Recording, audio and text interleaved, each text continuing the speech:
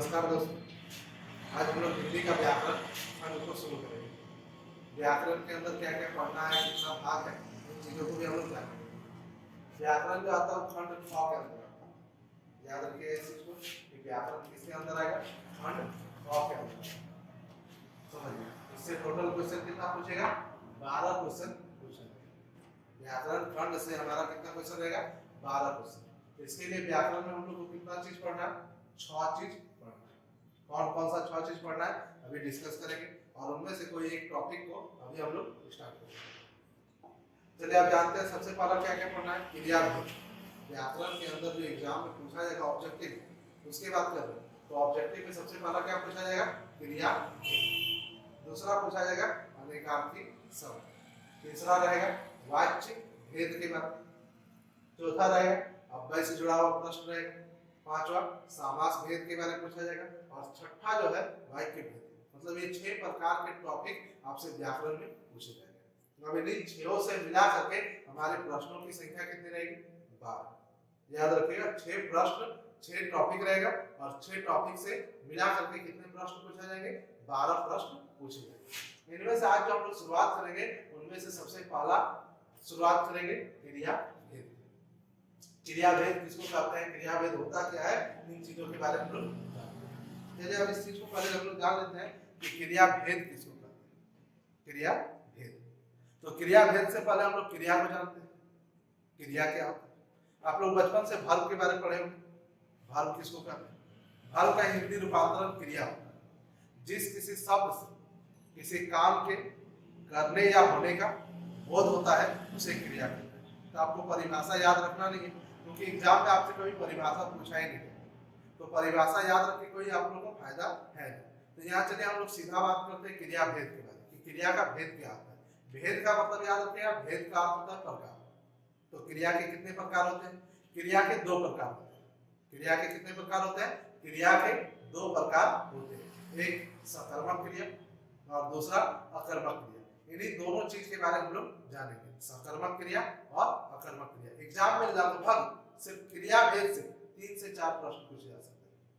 इसमें साधारण सा ट्रिक होता है, इस ट्रिक का इस्तेमाल करके आप 3 से 4 प्रश्न को सही कर सकते हैं। साधारण सा ट्रिक है, उसी चीज को हम लोग इसमें डिस्कस करेंगे। सबसे पहले प्रश्न में हम लोग क्रिया पहचानना सीख लेते हैं कि क्रिया आप कैसे पहचानते। चलिए अब देखिए क्रिया का भेद का बात करते हैं। तो क्रिया के कितने भेद होते हैं, 2, सकर्मक क्रिया और अकर्मक क्रिया।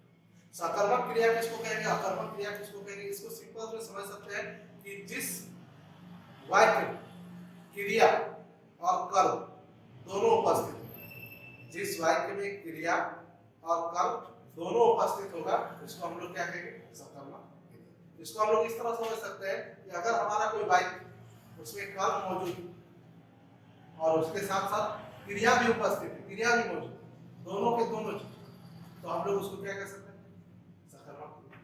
तो इसका परिभाषा बहुत ही आसान, वैसा वाक्य जिसमें कर्म और क्रिया दोनों उपस्थित होता है, वैसा वाक्य जिसमें कर्म और क्रिया दोनों उपस्थित होता है उसे क्या कहेंगे, सकर्मक क्रिया कहेंगे। अकर्मक इसका विपरीत होता है।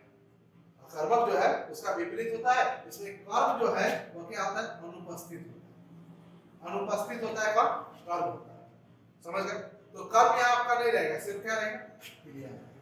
अगर आपका सिर्फ क्रिया है और कर्म नहीं है तो हम लोग उसको क्या कहेंगे, अकर्मक। तो सकर्मक और अकर्मक कितना आसान है, इसको इस तरह समझ लीजिए।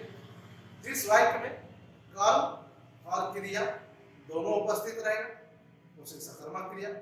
जिस वाक्य में कर्म और क्रिया दोनों उपस्थित रहेगा उसे सकर्मक क्रिया। और इसके विपरीत अगर उल्टा बात करें अकर्मक का, तो जिस वाक्य में कर्म अनुपस्थित रहेगा और कर्म अनुपस्थित रहेगा, समझ लीजिए, जिस वाक्य में कर्म क्या रहेगा, अनुपस्थित रहेगा, उसे क्या कहेंगे, अकर्मक क्रिया कहेंगे। यहाँ तक समझ गए। अब चलिए आगे बात करते हैं हमारे एग्जाम में प्रश्न कैसा पूछा जाएगा उसके बारे में। प्रश्न हमारे एग्जाम में 2-3 प्रकार से पूछा जा सकता है, पहले वो सब जान लेते हैं क्या क्या प्रश्न पूछा जाएगा। सबसे पहला एग्जाम में आपसे क्रियाभेद छापने के लिए पूछा जा सकता है। क्रिया जैसे कोई प्रश्न दिया हुआ रहेगा और आपसे पूछा जाएगा कि ये प्रश्न किसमें है, सकर्मक क्रिया में है कि अकर्मक क्रिया में। ये पहला टाइप। दूसरा टाइप आपका क्रियापद छापने के लिए आ सकता है। क्या आ सकता है? क्रियापद छापने। जैसे वाक्य में क्रियापद है तो क्रियापद कौन सा है उसको छापना। ये दो प्रकार के प्रश्न हमेशा प्राय एग्जाम में पूछे जाते हैं। हम इन दोनों प्रश्नों को हल भी करेंगे और इन दोनों प्रश्नों को ट्रिक से जानने का प्रयास करेंगे कि क्या क्या आता है। चलिए अब यहाँ देखते हैं हम लोग प्रश्न को। सबसे पहले हल करते हैं। रमेश जग रहा है। रमेश जग रहा है, इसमें हम लोग को क्या बोला गया? इस प्रश्न में हम लोग से पूछा गया है क्रिया भेद बताइए। रमेश जग रहा है, इस प्रश्न में क्या पूछा गया? क्रिया भेद के बारे में हमसे पूछा गया। अब क्रिया भेद अभी आपको बताया दो प्रकार का होता है, एक सकर्मक एक अकर्मक। एक सकर्मक होता है और एक अकर्मक होता है। हम कैसे पहचानेंगे सकर्मक है या अकर्मक है? तो सकर्मक और अकर्मक को पहचानने के लिए सिंपल सा तरीका भी आपको अब सकर्मक और अकर्मक को पहचानने के लिए जानते हैं क्या करना है। देखिए सबसे पहले कोई भी वाक्य, कोई भी वाक्य, उस वाक्य में अगर सकर्मक क्रिया है कि अकर्मक क्रिया है इसको पहचानना है तो क्या करेंगे? साधारण सा तरीका है कि किसी भी वाक्य में क्रिया को पहले पहचाना, क्रिया, और क्रिया को पहचानने के बाद उसी के साथ क्या लगाकर प्रश्न कीजिए। समझ रहे? सबसे पहले हम लोग क्या किसको पहचानेंगे? वाक्य में क्रिया। वाक्य में हम लोग क्रिया को पहचानेंगे और क्रिया को पहचानने के बाद क्या करेंगे? उसके साथ क्या लगाकर प्रश्न करेंगे। यदि आपका उत्तर आ रहा है, यदि आपको लग रहा है कि हाँ प्रश्न का कुछ उत्तर मिल रहा है, तो उसको आप समझ लीजिए क्या बोलेंगे? सकर्मक क्रिया। या क्या कहेंगे? सकर्मक। यदि आपको उत्तर नहीं मिला मतलब आपका कौन सा वाक्य? अकर्मक। याद समझ गए? अब यहाँ पर कई बार परिस्थिति चेंज हो जाती है। क्या हर बार आप लगा के नहीं पूछ सकते। जब आपका सजीव रहे, सजीव, तो सजीव के लिए परिस्थिति बदल जाता है। जब सजीव वाक्य में रहेगा तो आपको क्या करना है? किसको शब्द का प्रयोग, किसको, मतलब यहाँ पर अगर दो चीज हम लोग जान लेते हैं, कौन कौन सा दो चीज? पहला क्या के बारे और दूसरा किसको के बारे। पहला क्या के बारे और दूसरा किसको के बारे। अगर क्या प्रश्न में हम लोग लगा के पूछे क्रिया से, क्रिया के साथ क्या प्रश्न जोड़ देंगे और उत्तर पूछे, तो अगर उत्तर आ गया तो सकर्मक, और उत्तर नहीं आया तो अकर्मक। ये पहला। दूसरा, कई बार प्रश्न में अगर क्या लगाने से भी उत्तर नहीं आ रहा तो वैसी स्थिति में अगर सजीव है वाक्य में तो आप किसको लगा सकते हैं और किसको लगा के प्रश्न कर सकते हैं। समझिए, ये दो तरीका आप याद रखिएगा। आगे हम लोग प्रश्न को हल करेंगे, इसमें भी समझा देंगे। चलिए अब ध्यान प्रश्न को समझते हैं। पहला प्रश्न क्या है? देखिए, रमेश जाग रहा है। रमेश जग रहा है। रमेश जग रहा है। सबसे पहले हम लोग इसमें क्रिया को पहचानते हैं। तो क्रिया क्या है? रमेश है, जग है, रहा है, क्या है? क्रिया। तो याद रखिएगा इसमें जग क्या है? क्रिया है। और जग के साथ हम लोग अभी बोले क्या लगाना? तो रमेश क्रिया के साथ क्या लगाते? रमेश क्या जग रहा। और रमेश क्या जग रहा? आपको उत्तर मिल रहा है? रमेश क्या जग रहा? कुछ उत्तर आ रहा?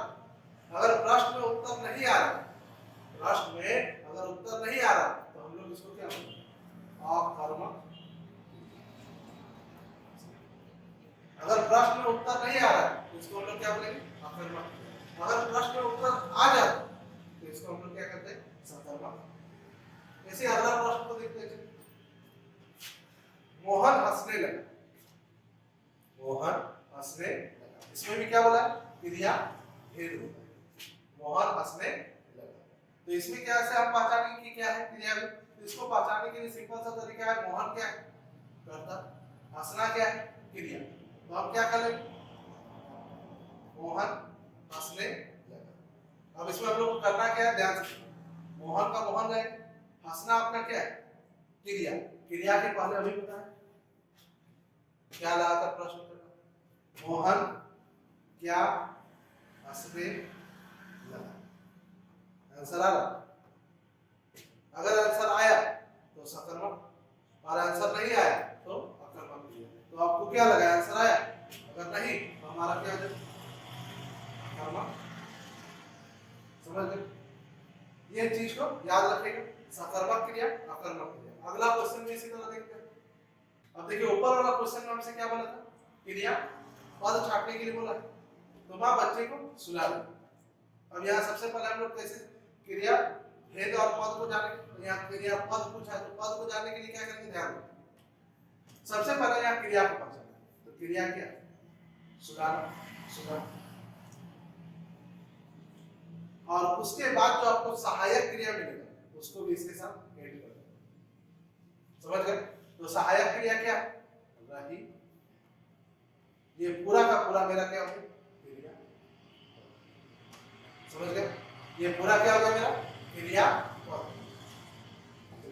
अब बात करते हैं सौरभ ने पुस्तक खरीदी, सौरभ ने पुस्तक खरीदी, इसमें क्या है क्रिया भेद, क्रिया भेद पूछा। चलिए अब देखते हैं सौरभ ने पुस्तक खरीदी, तो इसमें क्रिया क्या है, खरीदी।